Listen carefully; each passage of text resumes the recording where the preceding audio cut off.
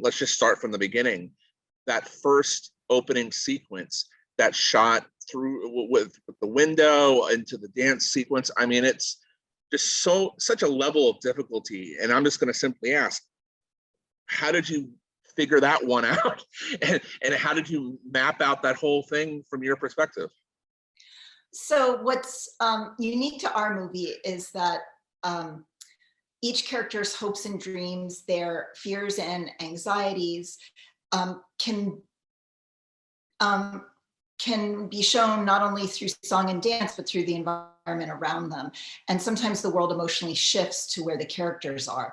And so what I love about that shot, the reflection shot you're talking about right now, in the opening number of In the Heights, is that Usnavi's singing about his life, about his struggle, about his dream, right? And it's the very first time, I get chills, I got goosebumps, and it's 98 degrees. It's the very first time we see dancers in the movie. Like, we've had choreographed movement thus far, but we haven't actually seen people fully dancing. And so as Usnavi says at the very beginning, at the beach, the streets are made of music. And then we go into the opening number. And so he's the storyteller. He's our storyteller. He is who is guiding us through this experience. And so to see his face as he's telling his story, and his story is about the streets being made of music, and that's where the dance begins. How long did it take for you to shoot that sequence? Just that one window shot? Just from the window shot into that whole, I mean, that whole opening number, it's so intricate. Just how long did it take you to shoot that? Well, we were shooting, so we shot at our main intersection weeks in Washington Heights at 175th Street and Audubon Avenue. And then we shot 10 days on a soundstage that some of it was the salon, some of it was the bodega, and then there were some other set pieces that we did on stage. So it's really hard to know how long the opening number took, because the AD team was really great and worked with me so that we could shoot parts of the opening number based on where the sun was in the right position for the shot. So I really carefully mapped out the lighting on our block so that we weren't fighting the sun, but we were actually using it to our advantage. I don't mean to sound naive, because I am so fascinated by what you do, ma'am. But how does one map out the lighting? So during prep, I would sit on the corner and watch the sun path. I would just observe the lighting all day long. I did that for a couple of days, and knowing that it would slightly change as we got closer to June 22nd or June 21st, the longest day of the year. And then we also use tools. We have there's different apps that also chart out the sun. And so knowing that, I was able to work with the AD to go, okay, it would be best to shoot this scene in the morning. And when we're shooting the big dance number where we're pushing into Usnavi and 300 people are spread down the whole, all down 175th Street towards the George Washington Bridge, I really want to shoot that between 6 p.m. and 7 p.m. And they were able to, but in order to do that, we should be rehearsing at 5:30. Just to pivot briefly here, I took my children to a splash park today, okay? And it was maybe a 5-foot splash park, and it was chaos to me. Like, I didn't know what to do. I promise you this will make sense in a second. And then I think about your shot in the pool, and that's slightly bigger than a 5-foot splash park for kids. And you had, different angles, different shot, people dancing in the pool. I mean, how did you map that out? That's what I want to know. So that was definitely one of the most challenging sequences to accomplish in the film, mainly because it was freezing cold when we shot, and it was 2 rainy days, and we ended up shooting 4 days because we'd have on and off rain, and we couldn't move the pool in the schedule because we had to film before the pool opened for the summer to the public. And we're the first people to shoot at Highbridge Pool. It's a real pool. They're 2 massively gigantic swimming pools right in Washington Heights. People who aren't from Washington Heights have no clue those are real pools and they really exist right there. But it's 2 blocks from our bodega. You can take the same walking path Usnavi and Benny and Sunny take walking to the pool. And one of the biggest challenges is that we knew we wanted the Busby Berkeley shot on Vanessa. And we thought, okay, easy, we'll do a drone, simple. But that wasn't possible because New York City has a no drone flying policy. Really? So yeah, so us being naive to that information, we had to start looking at different things. So we thought about cable cams. But the span of the pool is just so long, and the control we wanted to be able to move boom up and down also for some of her shots, cable cam didn't give us enough options. So the third option was a crane, and we ended up with a 45-foot movie bird crane, but that became a math problem because the swimming pools are the water system, used to be the water system for the rest of Manhattan. And so they were reservoirs. And underneath these pools are all these tunnel systems. And the tunnel system could only support a certain amount of weight without collapsing. And so we had to have an engineering team come out and figure out what size, how much weight. And then we looked at how much weight, and then we calculated then which crane we could put up, which then gave us our maximum distance we could be from Vanessa. Now, was it, one rehearsal and go, multiple rehearsals and go, or was it just go for, go ahead. Pool scene, we were able to rehearse in a indoor swimming pool somewhere else in New York, but we weren't actually able to rehearse at the swimming at Highbridge Park until the Sunday before. And we shot Monday, Tuesday, Wednesday, Thursday there.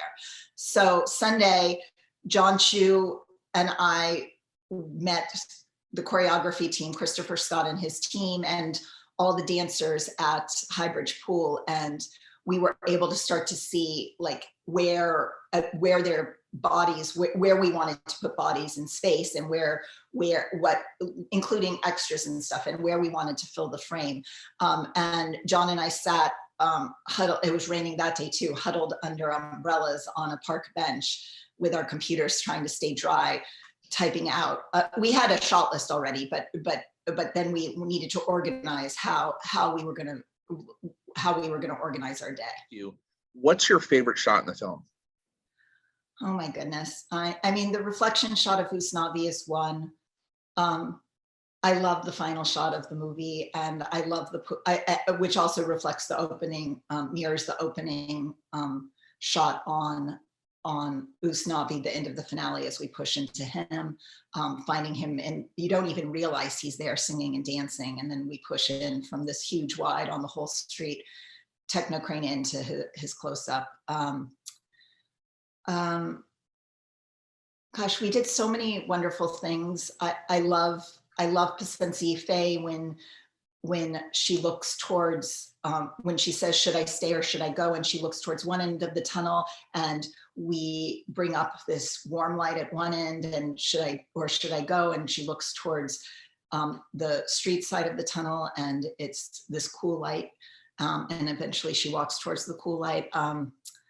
I love all our underwater stuff at the pool. I mean, we did so many wonderful different things. I love Carnival, and I love Carnival because of the color in Carnival. I feel like the way we lit that scene and just added to the story rather than being about the lighting, but the soft shadows and the just beautiful soft light on our cast, but yet you still feel the heat. Now, how does someone in your position go about making sure that you, in your shots, you're capturing that essence? Is it capturing a certain object, an angle? Is it just the eye test? I'm very curious to hear your thoughts. So we wanted a combination of a very intimate, personal feeling mixed in with these epic musical numbers, but we really wanted the scene work to feel very, very intimate. And we chose a set of anamorphic G-series lenses from the early 2000s that we customized them, we detuned them, and a lot of the time we shot without matte boxes just to let the light naturally hit the glass instead of taking light away from the glass and let them flare naturally. And I loved the combination of our large format camera. We shot on a Panavision DXL2 combined with the lenses, because when we shot these close-ups, everything falls out of focus except the plane of their eyes. And so that intimacy feels very personal. And then we cut to these huge wide shots in the middle of the street or in a back alley or in a subway tunnel. And I think having both, one, your eye never gets sort of used to one thing, but it also, the movie's about dreams, and each person's dream is so different, that each musical number is so different. And what I love is that each person I've talked to, whether it's just an audience member who's seen the movie or a reporter, is drawn to a different number. And Jon and I were talking about that the other day, and there's something for everyone in the movie. And so each person attaches themselves to a certain number. I mean, I actually haven't even talked about my favorite number, which is Breathe. I identify with Nina. And for me, Breathe, Breathe is, it's so simple. She's just walking down the street. But again, we timed the time of day I wanted to shoot those shots with the AD. And also, and when she shows up at the restaurant, there's the elevated train above her and the sun's hitting the train, and you don't see the train car, but you feel the light bouncing back at her. And so there's like this bright flicker of light on her as she's saying, just breathe. And so anyway, I don't know if I fully answered your question, but. Which shot caused you the most sleepless nights during the whole process of filming? Okay, we shot this movie 2 years ago. It was supposed to come out last summer. Yeah, I know. And so I don't know if I can recall. When we wrapped, Jon said, make notes now because your brain will forget everything in the next 2 weeks. And so I did. I made huge amounts of notes, but I don't think I recall what kept me up at night.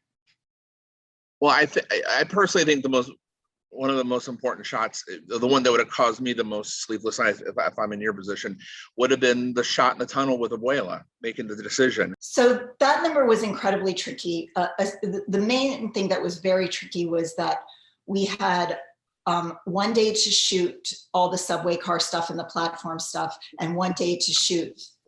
What? 1 day? Tunnel. So we had 2 days to shoot the number. In the end, by luck or being unfortunate, depending on how you look at it, we were shooting in the underground subway station. It's an abandoned platform on the D Avenue train. And we had 1 day to shoot that whole sequence, including the interior of the subway car, which was poor man's process, as the train goes from outside to inside, and then she steps out onto the platform. And then we were so close to making our day. We were so excited. And then the MTA told us a trash train had to come through and all our cars had to be unrigged and moved.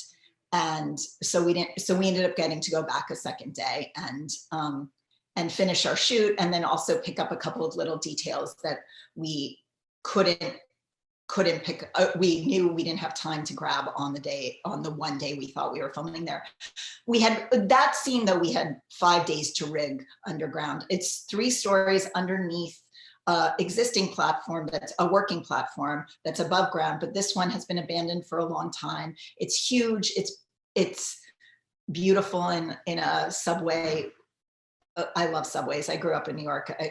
I love when the train whips into the station. My thesis film in college was also shot on a subway car. But so we got to rig everything ahead of time, but we only had 1 day with Abuela and our camera team down there, and we had to load all our cranes and our dollies and everything down. And then the subway tunnel, the graffiti tunnel at 191st Street, we had something like from 5 p.m. to 5 a.m. We had 12 hours total, but the first 4 hours of the night, passengers could still be walking through the tunnel. And so that was our lighting time. And if you go on Instagram, you can see, people were posting pictures of us working, setting up the lights, rehearsing. And then the following, and then we started shooting around 9 and finished at like sun up of 5 a.m. or something. And it was 100 degrees that day. The tunnel was literally sweating. I mean, the beautiful glistening light off the tunnel is because the tunnel, there was so much humidity that the tunnel was sweating. And so it created a natural wet down for us of the whole tunnel. It's 900 feet long. The communication was hard because our walkies didn't reach the full 900 feet of the tunnel. So it became like a telephone system where we'd have people at different points to each radio to the next person what needed to be told. And we couldn't block off. We had big lights on either end of the tunnel for this should I stay or should I go moment. And we couldn't put those in until the tunnel was fully closed.